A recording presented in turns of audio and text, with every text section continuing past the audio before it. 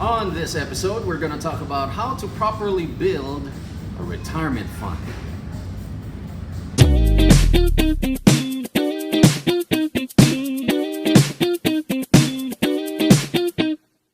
Alright, Coach Ron, we're going to talk about how do you properly build a good retirement fund. I'm sure gusto malaman ng lahat, right? Oh, yes. Because there are lots of ways how to prepare for your retirement. Kasi retirement could be the longest holiday of your life, or it could be the longest nightmare. No? Depende how you prepare for it, right? That's right.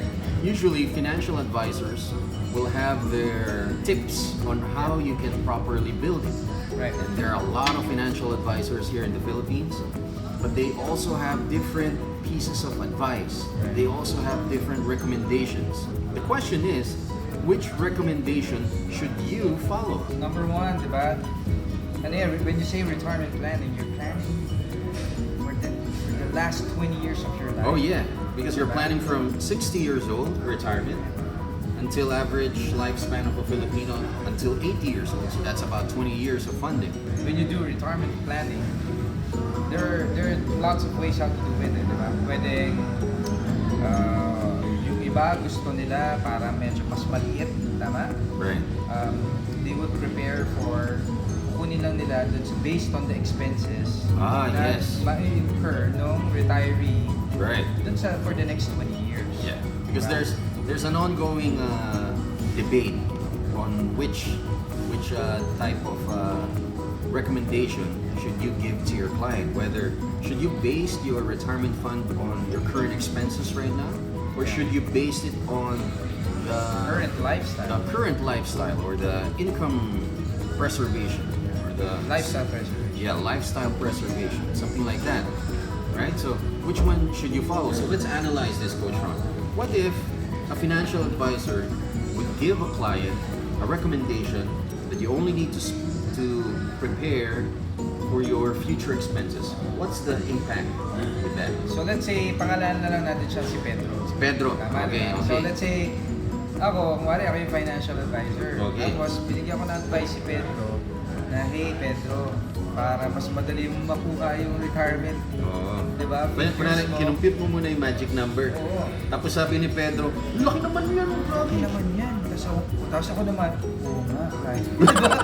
Diba? Ikaw naman, at masyado kang attached dun sa client, sabi mo, nag-agree ka sa kanya, malaki. So, sabi niya, Tapos sabi ng client na, hindi naman ganyan na yung gagastusin ko pagdating ng panahon eh. Tama. Oo. So, madalas, financial advisor would sabihin na natin, would give in Right. to that kind of idea. Pero without really telling the client, ano ba yung magiging impact nito Yan. sa'yo? Diba? Okay lang naman yun. It's really up to the client how to prepare for it. Right. Pero ikaw, dapat hindi tayo nagkukulang in terms of the advice. Yan. Let them know what will be the consequence of that recommendation. Kasi ito yun, coach.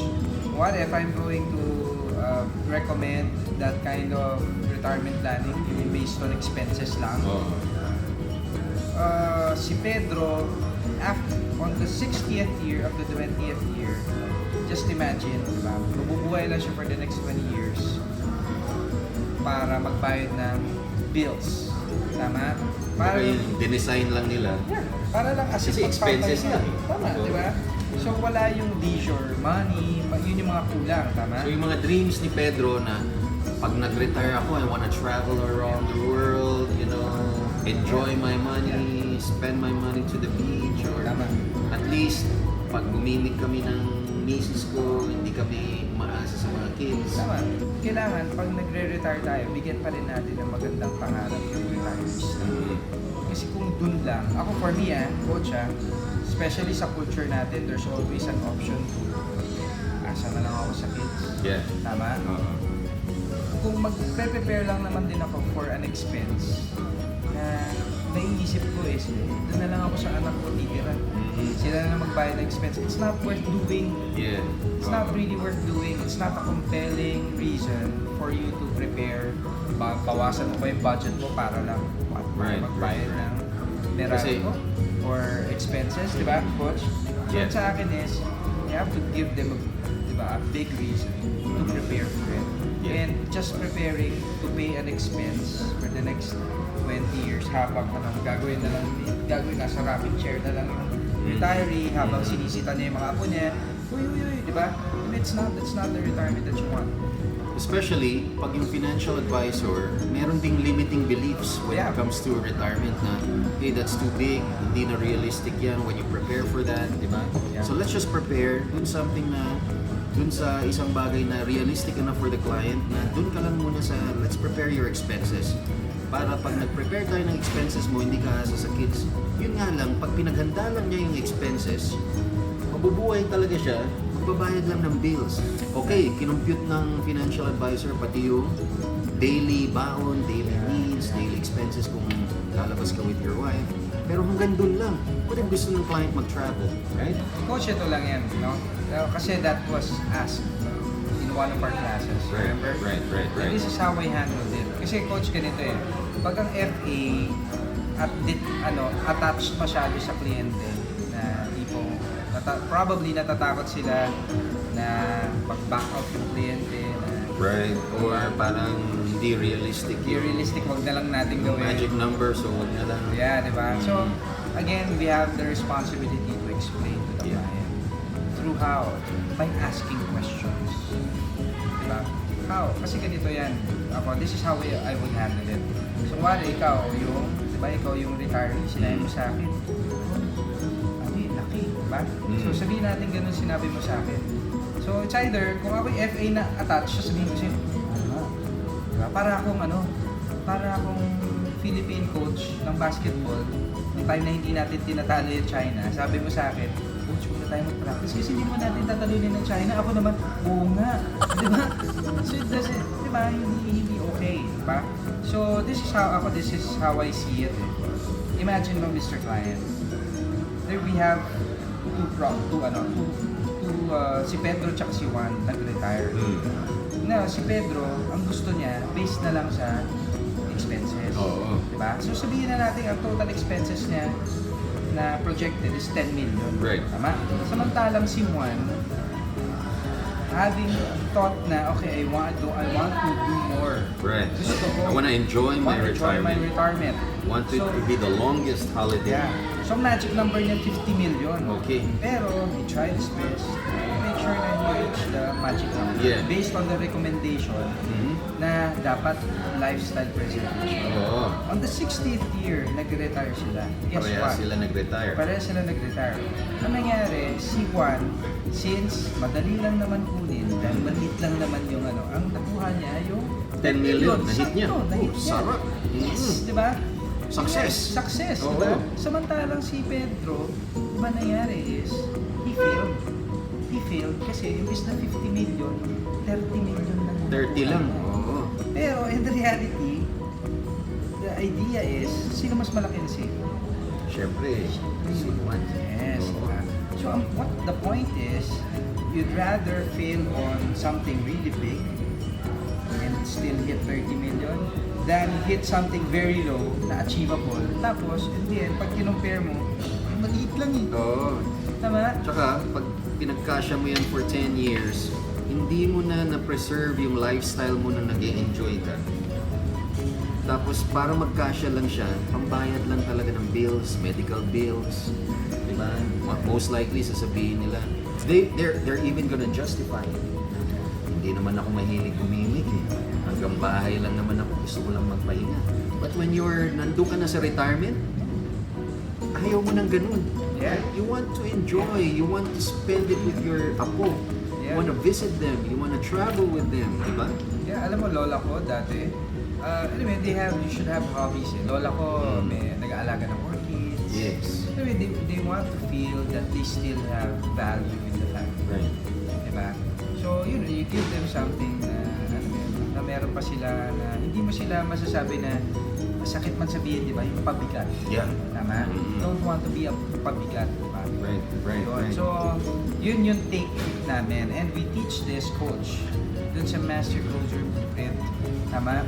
The Master Closer Blueprint is not just about closing, but it's really having the foundation of how to give a client value. Tama? Right. Lahat tinatamaan natin dyan sa financial planning. So dito, we also teach personal money management, Yeah. how to budget, how to allocate, how to prioritize cash flow. We also teach you the proper way of building a retirement fund Right. na mag-enjoy talaga yung kliyente, di ba? Kasi pag may limiting beliefs yung financial advisor, bibigyan natin ng limiting beliefs din yung mga clients natin.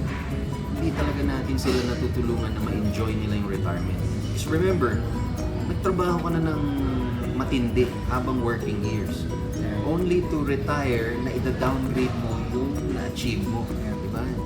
Hindi worth it, right? One of the best ways to really prepare for retirement is to start saving. Right. Tama? Kasi just imagine, 20 years yan. Meron ako na-meet na very respectable I would see him as a a financial advisor kahit na hindi siya licensed. Yeah. So si Sir Paul yun, di ba? Yung pinapalo natin.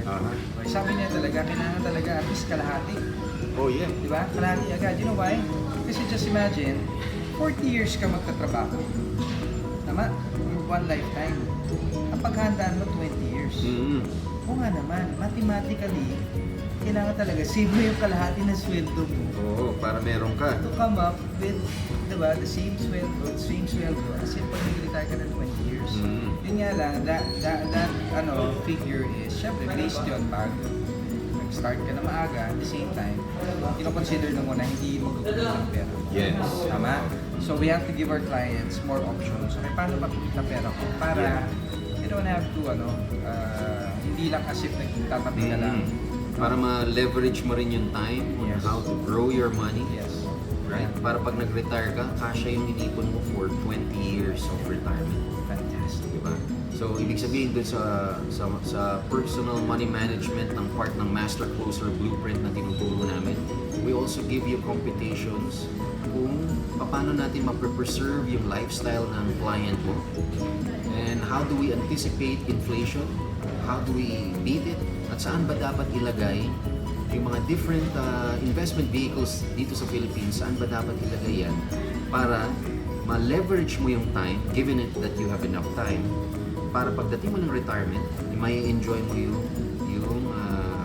retirement years mo. Yes.